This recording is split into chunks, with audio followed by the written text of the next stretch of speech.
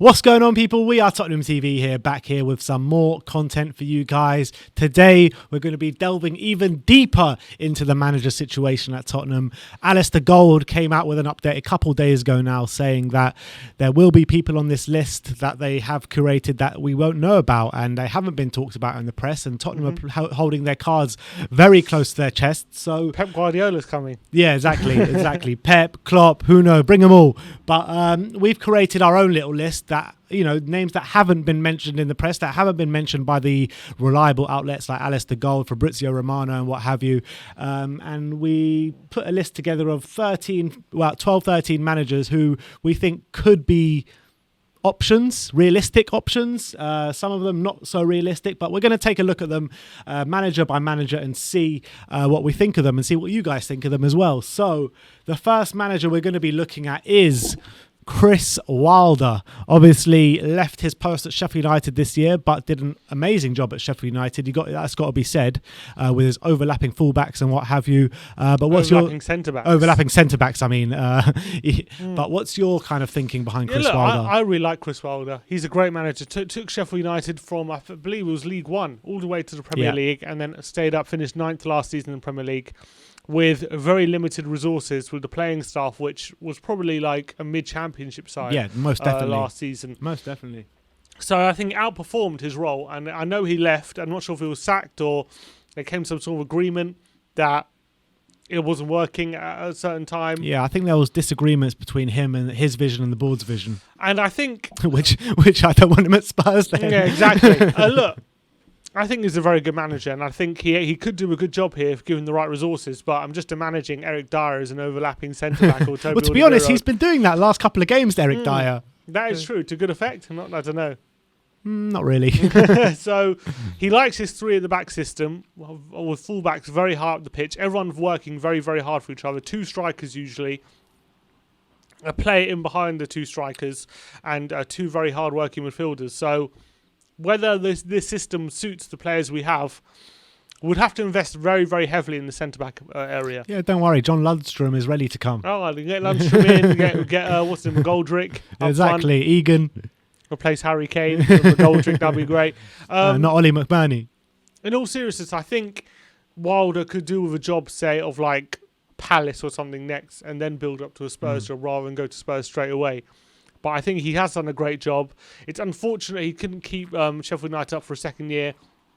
And, you know, there are managers, for example, like Sean Dyche, who, yes, he got relegated to Burnley and got back up, but then he also kept Burnley up fairly consistently with maybe not such a strong squad. So compared to someone like Sean Dyche, you could argue he maybe hasn't done as well. But I think he's a fantastic manager, and he'll definitely get a Premier League job as his next job, in my opinion. All right, so that is our kind of take on Chris Wilder. Let me know your thoughts about Chris in the comments section below. Would you want him as the next Tottenham manager? For me personally, I wouldn't want him as the next Spurs manager. I think, like my brother said, I think he needs to prove himself at a bigger club than Sheffield United before he gets such a big role. But let's move on. The next manager we're going to be talking about is Ralph Hasenhüttl, obviously of Southampton right now. He came from Leipzig to Southampton, did a fairly good job at Leipzig. And I think his job at Southampton, par, would you say? Mixed. Yeah, you would say mixed. This year below par. He's had very good runs of form and very bad runs of form. And he had a very bad run of form leading up to a 9-0 loss to Leicester last season, which nearly saw him sacked. And then, but he kept them up the year before. But really picked it up after that 9-0 loss. I mean, he got them to respond really well after that. Yeah, he kept them up last season when they take over from Mark Hughes. And then he kept them up and then went on a really bad run at the beginning of last season. Then went on a really strong run. Then leading up to this season, had an amazing start to the season. Now they've really dropped off. Yeah. He's a very attacking manager, one, again, who likes that intensive pressing, but he likes that 4-2-2-2 formation with two very advanced wingers and two strikers. He has got the best out players like Danny Ings and Shea Adams, but defensively, he's been found wanting quite a bit. Whether he's ready for a big job like Tottenham remains to be seen. I think he can get us playing good football, but whether he can really get us challenging back at the top end of the Premier League remains to be seen. And obviously, it's important to note that he is also one of Ralph Rangnick's disciples as well. So obviously he's got a good mentor to look at in terms of we know what kind of football philosophy that kind of brings with it. Doesn't They it? did do a great job at Leipzig. He got he took over once they got promoted to the Bundesliga, and he finished second. Sorry, a season after he took over from Ragnick, and then he finished second in the Bundesliga. So he did all right with them. He had the likes of he signed Naby Keita and the likes of Timo Werner when he was there. So he did a good job at Leipzig as well. So I'm no doubt he could probably do a decent job with us. But would you take him? No, I wouldn't take him. Like I know Potter's your number one choice with whoever we've been linked with. I mean, you would say Potter's a better choice than Hasenhüttl. In my opinion, I think so. All right. Well, let me know in the comment section below, would you want Ralph Hasenhüttl as the next manager? As we move on to the next manager that we're going to be talking about. And this one, I know a lot of you won't go for it, but I know some of you will go for it, and that is Sean Dyche. The modern day Sam Allardyce, you could probably argue. Look, Yeah, the man that eats frogs or whatever.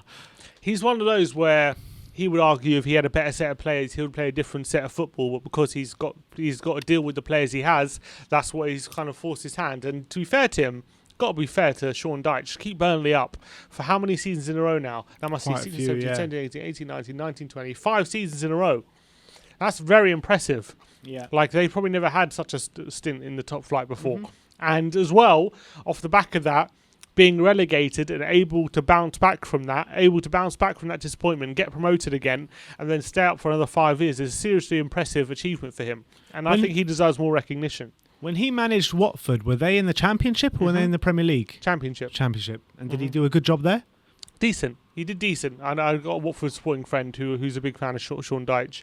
But obviously he didn't do the job he's doing now at Burnley. But he did a decent job at Watford. Because he came through the ranks at Watford. He was first their under-18s manager, then their assistant manager, and then he got promoted to their full-time manager. Yeah, exactly. It's one of those, though, where if he got a bigger club, a la like when Sam Allardyce went to Newcastle, or Everton even, it remains to be seen how good of a job he can do there.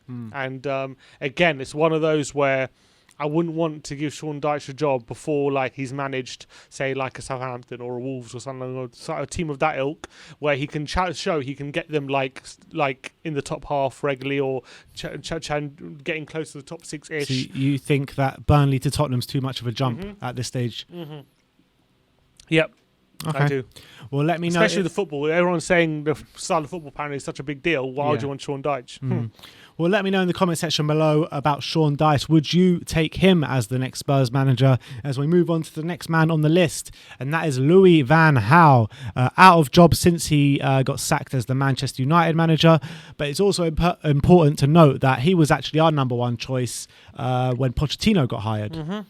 He was. So he's definitely one on Daniel Levy's radar. He was set to become Tottenham manager before Man United came in for him. Yeah. So it was all apparently signed, sealed, and nearly delivered before Man Another one that's United nearly kind of delivered swooped from in. Daniel Levy. Yeah, Man United swooped in last minute, took him. And to be fair to Man United, he actually didn't do terrible. He finished 4th in his first season. In his next season, he finished 5th and got an FA Cup. So for Man United, obviously, it's not great. Not as good as Jose at United. Yeah, Jose did a bit better job, but like he wasn't like horrific. He didn't finish 7th like David Moyes did. So from that aspect, he did okay, probably just below par, you would say. But Van Gaal being out of management for so long, I don't know if he has it in him anymore. And if we want a young, progressive manager, I don't know if Louis van Gaal is the way to go. Well, definitely not. He's definitely not young, that's for sure. But one thing I did really like about Louis van Gaal when he was at United, probly because I was an opposition fan, is his press conferences and stuff like that. Yeah, he was great. And also his antics on the touchline were brilliant. And he's definitely a big character, Louis van Gaal, that's for sure. He'll keep us entertained.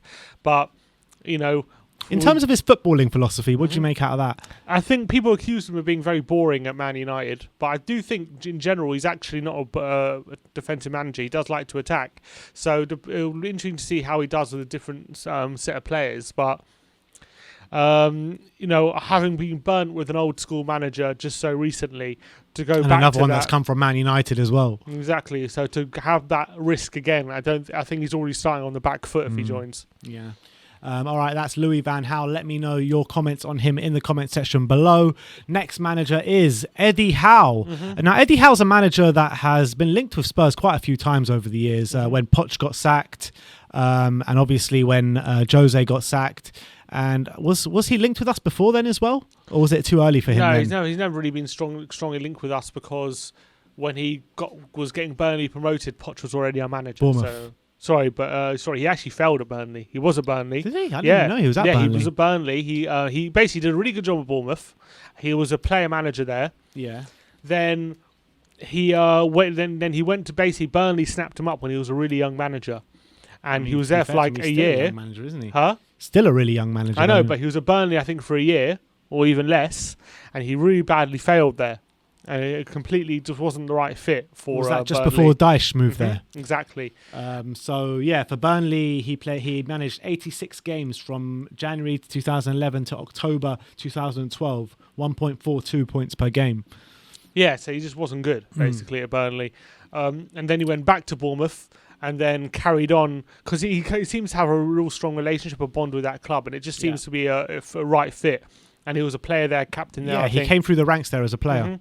So it was just, I think he's one of those managers who definitely was a right fit for that club, and whether he can make it at a different club at a high level remains to be seen. He definitely had brought Bournemouth up playing a good, strong brand of football. He kept them in the Premier League for like 4 years and as well. And playing that brand as well while keeping him up, which was kind of unheard with of. average players as well, like Charlie Daniels at left back, and like real average players. Steve Cook, he got them working, like, their work rate was insane for the 4 years they were in the Premier League. And he can only keep them up for so long. Yeah, it was only you could only do it under those constrictions. It was a matter of time, wasn't it? Until they went down eventually. He's been out of management since he left Bournemouth. Yeah.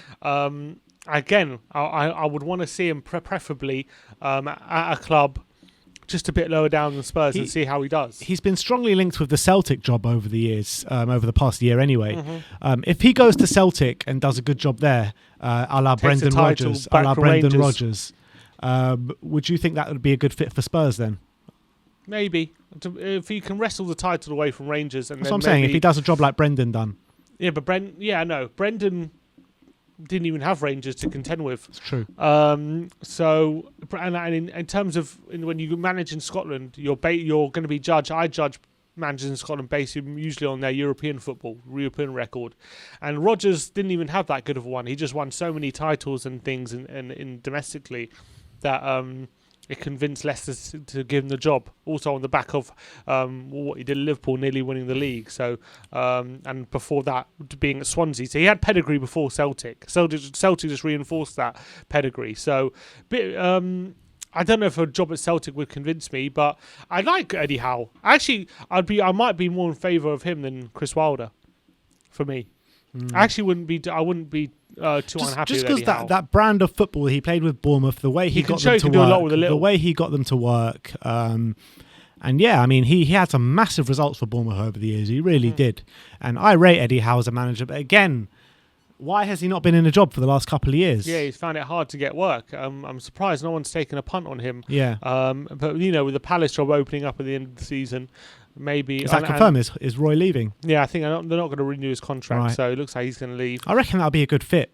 Eddie Howe and Palace. Yeah. I think that'd be a really good fit. They've got some good attacking players there now. If they can keep hold of Zaha, they've got Zaha, Eze, some tricky players. So with a more attacking manager, it will be interesting to see how they do. All right, well, let me know your thoughts on Eddie Howe in the comment section below. I know this list is not exactly one to write home about, but we got to keep going. We got to just talk about these managers, because who knows? Who knows who is going to be our next manager? Didier Deschamps, obviously the manager of France right now. We've got previous of taking a France manager before. Didn't work out well. Didn't work out in Jack Santini, but Martin Jol did come of that, so maybe some would say it did work out. But Deschamps, he hasn't been a club manager since he was manager of Marseille. Left there in 2012. He was the Juventus manager before then for 1 year, and the Monaco manager before then. So he won the league at Marseille. in 2010. Oh, is that right? He won the League in Marseille. He won the League at Marseille, and obviously won the World Cup with France, and got to the Euros final in France a couple of years before that. So he's done a good job. The problem is, though, if Deschamps comes to Spurs, Moussa Sissoko will be like made captain. He was also the manager when Monaco got to the Champions League final. Oh, really? When they lost to Porto. Okay. On Jose Mourinho's Porto. When they had Morientes and that lot. Exactly. Yeah. So he has a bit of pedigree, but he has been in international football now for a long, long time. So he's been manager of France since 2012. Yeah. So that's a lot. That's 9 years he's been in international football. So whether he's ready to come for the hustle and bustle of club football again, it's a lot harder to adjust back from international. It's a lot easier. There's great pedigree there, though. It is, but it's easier to go from club to international than it is from international back to club football. But he hasn't been a club manager for for nearly a decade. Yeah, it's true. It's very true. But when you compare him to the other manager we've mentioned so far on this list, I mean, he stands out for me out of all of them. Yeah. So it's. I mean, he's a good manager. He is a good manager, and again, he's one I wouldn't say no to at this point. To be honest, where we are, I would just fear the whole Moussa Sissoko situation. Oh, Sissoko would be and he is a bit of a pragmatic manager. He is a manager who likes to balance out the offensive side of the game to be a bit pragmatic. Like for. In his team, he always likes to have a defensive winger in there, whether it be Matuidi or Sissoko or someone of that ilk. And he always likes to balance it out. He doesn't like to have too many attacking players in there. He likes to have a right balance in the team. But he's a good manager, and he's proven it throughout his career. Is he still like that? Mm-hmm. Okay. Should be. All right. That's Deschamps. I think so far out of the managers that we've mentioned, I think he stands out for me the most. Doesn't mean I want him as our next manager. I just think he's been out of the club game for too long. It'll be quite hard to adjust to it. Mm. Like it was actually a different game. Like in not game in terms of managerially. Like there wasn't social media and all this stuff when he was last club manager, and all this kind of scrutiny he'll come under now is different. But he deals with that as France manager. It's different because France manager, you're kind of only dealing with it every 3 months, not every day. Yeah. Like Southgate, we only talk about him every 3 or 4 months when there's an international break. You know what I mean? We don't talk about he's not under the same scrutiny apart from when there's a tournament, obviously. Yeah. So it's different. Yeah, no, you're right there. Next one we're going to be talking about is Roberto Mancini, which is a really interesting one. Obviously won the league with Man City. Since being sacked by Man City, he's taken the Galatasaray job for 1 year, Inter Milan job for a couple of years, Zenit St. Petersburg for a year, and right now he's the Italian national team manager. So he's kind of been doing the rounds, hasn't he, a bit since leaving Man City. Hasn't quite...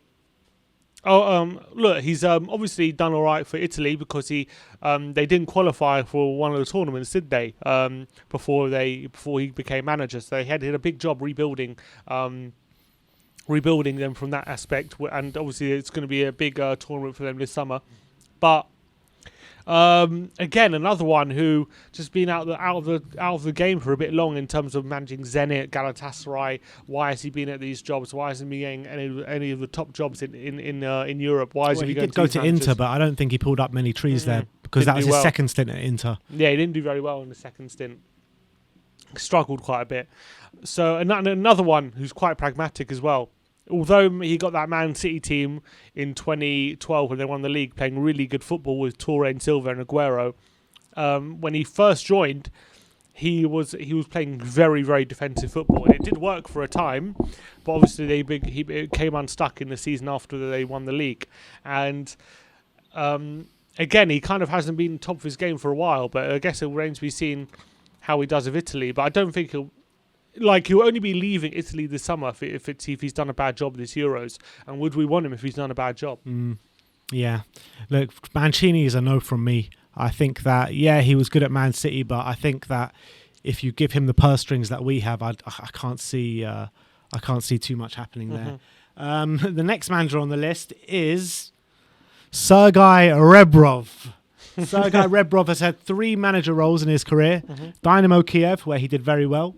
Al Ali in Egypt, which he was only there for a year, but I believe he did well there. And right now he's at the Hungarian champions in Ferencváros, where he's doing very well. I mean, in his 3 manager roles, he's got quite a few trophies to his name. But obviously, in Ukraine and in Hungary. Obviously all in very outside of the box leagues.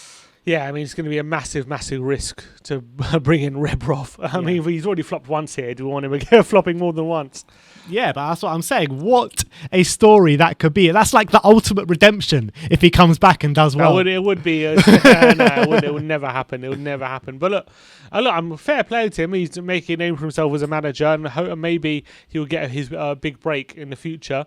But I definitely wouldn't want him managing Tottenham. 3-time Hungarian champion. 2-time Ukrainian double winner. What's there not to love? We've already been burnt by him killing it in Ukraine once before. All right, the next one we're going to talk about is Julian Lopetegui. Now he's a good manager. He's a real good manager. He's obviously been burned by that period where he got sacked by Spain and then for doing the Madrid job, and then got sacked by Madrid after a few months in the job. Yeah. So that really hurt his reputation badly. But before then, he was great. He was doing a really good job.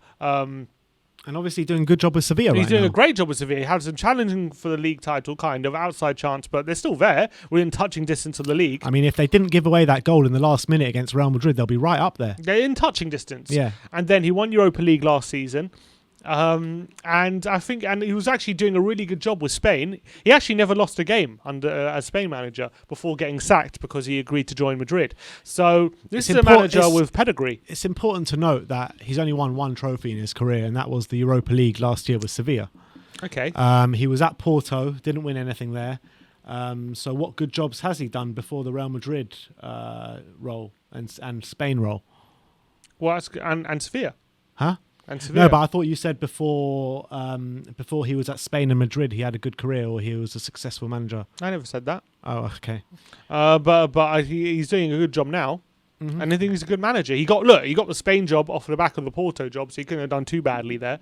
Apparently, you're saying he didn't win the league. It doesn't look like he won the league, which is surprising. But he clearly was impressed enough to get the Spain job off the back of that, and then that whole period kind of screwed him up a bit. But he actually did a good job. He actually did a good job in Spain. His points per game ratio as Porto manager is 2.24, which is fairly good, man. Not winning the league. I guess Benfica must have snatched it off him. But he's done a great job for Sevilla past 2 seasons, and he's one. If he's willing to join, I actually would take him. I would take him. I think he's a good manager. Question marks over Premier League experience. Could be and that kind of stuff. Could be another Juan de Ramos, though. Yeah, exactly. That's what I'm thinking. Could be another Juan de Ramos. At least Juan de Ramos was our manager when we last won a trophy. That's true. And I think he's another one. He's one where I think he played good football as well. He did really in the one run into the Europa League final. They played some really good stuff, and they beat Man United in the semi. And I think he's a good manager. All right, let me know your opinions on him in the comments section below as we move on to Niko Kovac, who is the current manager of Monaco, was at Bayern, was at Frankfurt, was a Croatian manager, and he was RB Salzburg's assistant manager before he was the Croatian manager. Obviously, when he was at Bayern, he beat us 7-2. He did. But he got sacked halfway through that season. Yeah, something went wrong with him at Bayern. I think he did win the league. Right, the season before, which everyone really does at Bayern. Yeah. But he obviously things started to go wrong, and when it looks like at Bayern you're not going to win the league, they usually get rid of you, and they're not going to kind of stand for that. So they got rid of him. Obviously brought in Hansi Flick and did brilliantly, but he did a really good job at Frankfurt. Yeah, he won the cup at Frankfurt. Yeah, he did a really good job at Frankfurt. They beat Bayern in the final.